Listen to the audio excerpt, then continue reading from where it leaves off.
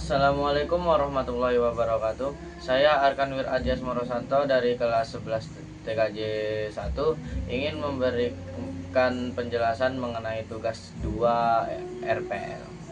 Oke, langsung saja.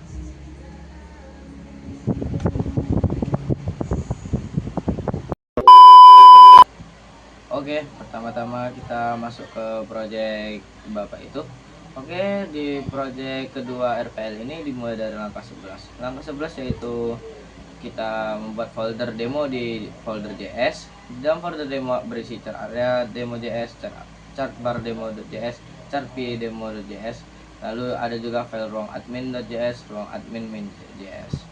Kegunaan chart area demo.js ini adalah membuat grafik area menggunakan chart JS untuk menampilkan data bulanan. Lalu chart bar demo.js ini digunakan untuk membuat grafik batang untuk menampilkan data pendapatan. Lalu chart p demo.js ini digunakan untuk membuat grafik p-chart untuk menampilkan presentasi data. Lalu ruang admin.js ini digunakan untuk script utama, interaksi admin panel. Lalu ruang admin main.js ini adalah minify dari ruang admin JS. Lalu di langkah ke-12 yaitu di folder pengguna. Di folder pengguna ini tujuannya untuk membuat folder yang menyimpan foto profil pengguna yang diupload saat registrasi atau edit. Ini ada boy.png, girl.png, main.png. Aset-aset ini bisa didownload dari link dropship kami. Lalu di langkah ke-13 di dalam folder SCSS buat navs, folder navs dan utilitas. Folder navs ini digunakan untuk folder navs ini berisi global SCSS, sidebar SCSS, topbar SCSS, digunakan untuk style navigasi. Lalu utilities ini berisi animation, background, border, display, progress, rotate, dan text. Ini digunakan untuk utility classes, animasi, background, border, text, rotate, dan lain-lain. Lalu ini ada button digunakan untuk style tombol.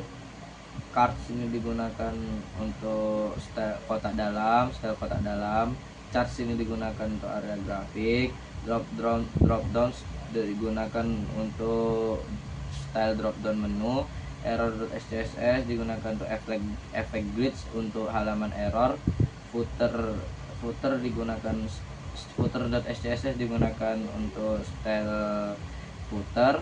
Lalu global SCSS digunakan untuk style global atau wrapper, scroll to top. Login.scss ini digunakan untuk style halaman login. Lalu navs ini digunakan untuk import semua style navigasi.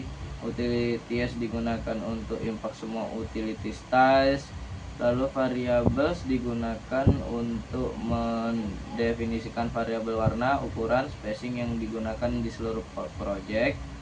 Lalu di SB admin 2 SCSS ini digunakan sebagai file utama yang mengimport semua file SCSS lainnya.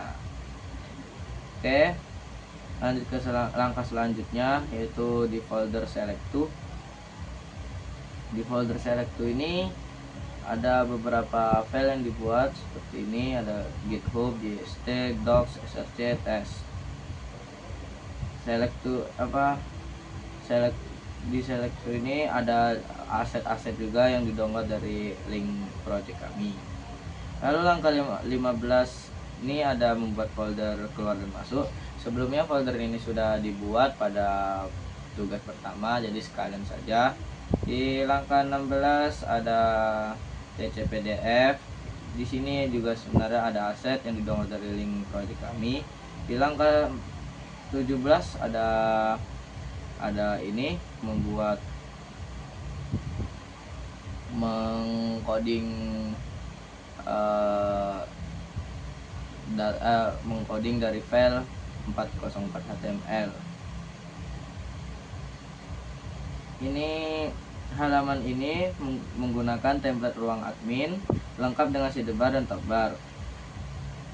Menu 404 page di sidebar dibeli kelas aktif, terdapat mode logout untuk konfirmasi keluar.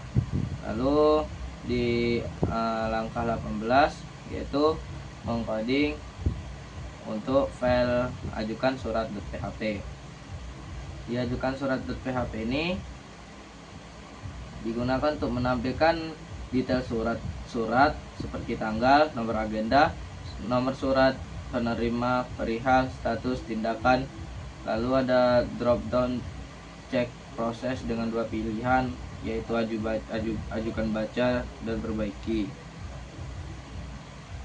Lalu di langkah selanjutnya ada mengcoding di halaman alerts.html. Ini